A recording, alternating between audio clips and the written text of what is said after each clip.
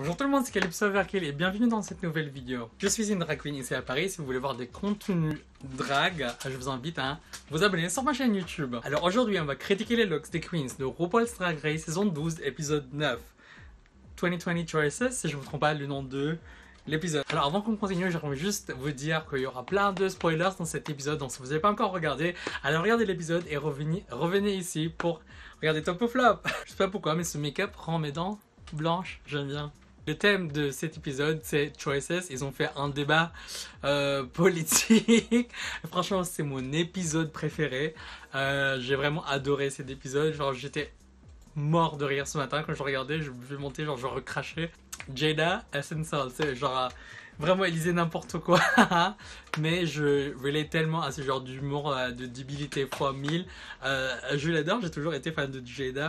Et aussi, Heidi, ça y est, elle commence à se sentir je pense, elle commence à se sentir à l'aise dans cette compétition et du coup, il y a son humour et son charisme qui ressortent dans cet épisode et ça fait plaisir de voir. Une de mes préférées, Gigi Gold, malheureusement, continue à flopper malgré son putain de look dans ce débat.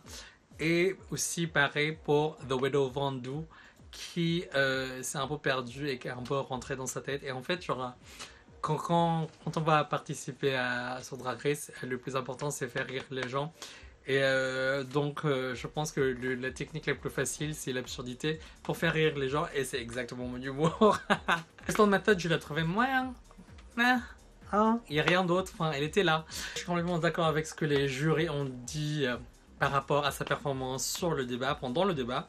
J'ai dit tout ce que je voulais dire par rapport à cet épisode. J'ai fait un peu genre la revue de l'épisode en plus résumé, en plus court.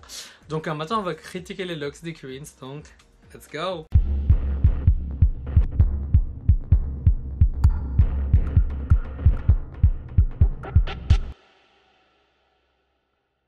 Ok, la catégorie de cet épisode est Stars and Stripes Forever, des étoiles et des stripes.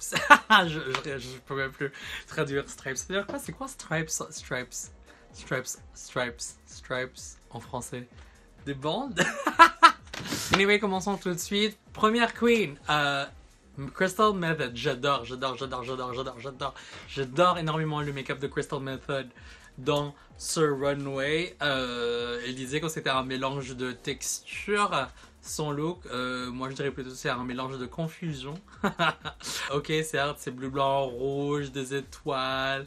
Mais après, je sais pas, genre, je trouve pas son look très cohérent. Et aussi, genre, c'est un peu un look que tu vas mettre quand t'as un meet and greet. Et franchement, par rapport aux autres candidats. Et du coup, c'est drôle en fait que RuPaul disait que le style de Crystal Method lui résonnait. Ça faisait en fait que genre son style c'est cheap.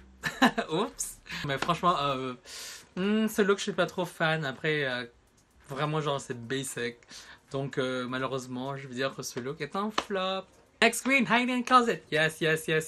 J'aime bien the page, the look, juste les cheveux. Elle dit en fait que sa référence c'était Betty Page. Oui, je vois avec la perruque. Après, c'est bleu, blanc, rouge, c'est très pailleté, c'est magnifique. Et en plus, le truc que j'adore énormément avec ce look, c'est que elle a des bas qui arrivent jusqu'aux hanches. J'adore énormément ce look. Après, vous voulez que je dise quoi d'autre? Franchement, ce look est vraiment top. Et j'adore la jupe péplum là. Et voilà, c'est une bonne semaine pour Heidi and Closet et je lui donne un top. Next queen, The Widow Von'Du. Là, pour le coup, ça se voit en fait qu'elle pense à ses runways et il n'y a rien à reprocher sur les runways de Widow Von'Du. Ce look est tellement magnifique et en plus, c'est tellement différent par rapport aux autres looks d'autres queens dans cet épisode. En plus, j'aime bien en fait le côté 3D des étoiles qui ressortent dans ça remplit le challenge. C'est des étoiles et des stripes. Donc voilà.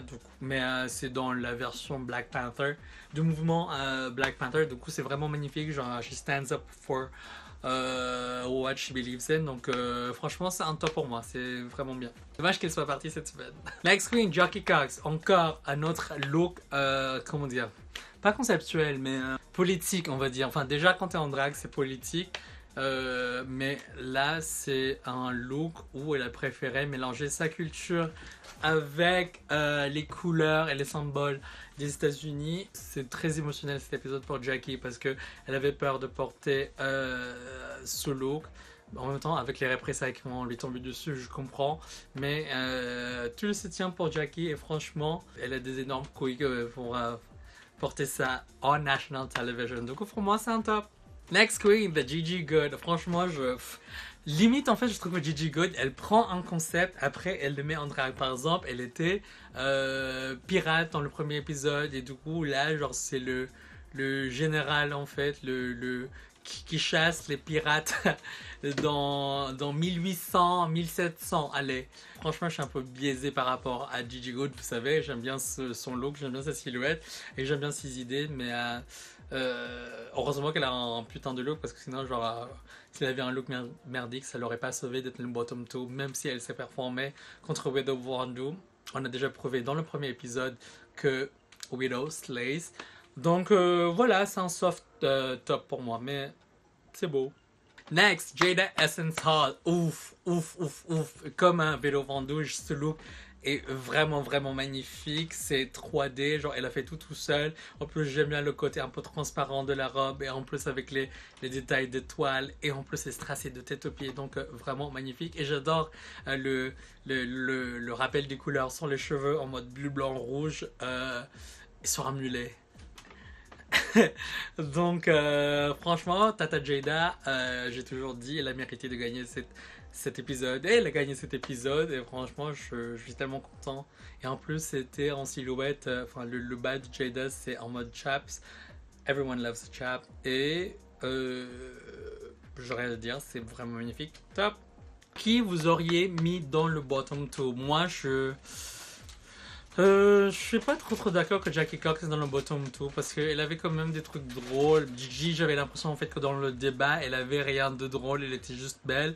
Mais en même temps, c'est pas moi qui ai décidé. c'est pas mon émission, on va dire. Donc très triste quand même que Widow Vondu est partie. Et en plus, dans un tag, elle pleurait vraiment, et je comprends sa tristesse, genre elle s'est donnée, après elle est arrivée au point où elle était juste frustrée avec elle-même parce qu'elle était en train de faire un plateau, elle était juste tout le temps safe, et en plus elle a gagné le premier épisode, et là elle a toute la capacité de gagner ou d'être dans le final de Drag Race, mais elle était frustrée avec elle-même. Le truc en fait, c'est de jamais se prendre au sérieux, et c'est la définition de drag que je dis souvent. Le drag, c'est pour le fun. I mean, regarde-moi, je fais un clown. Franchement, c'est grave dommage. J'ai hâte de regarder l'épisode de la semaine prochaine, parce que l'épisode de la semaine prochaine, c'est The Makeover Challenge, et tout le monde adore le makeover, et j'ai hâte de voir quel massacre Heidi va faire à sa partenaire. Non, je rigole. Donc voilà, j'espère que vous avez aimé cette vidéo.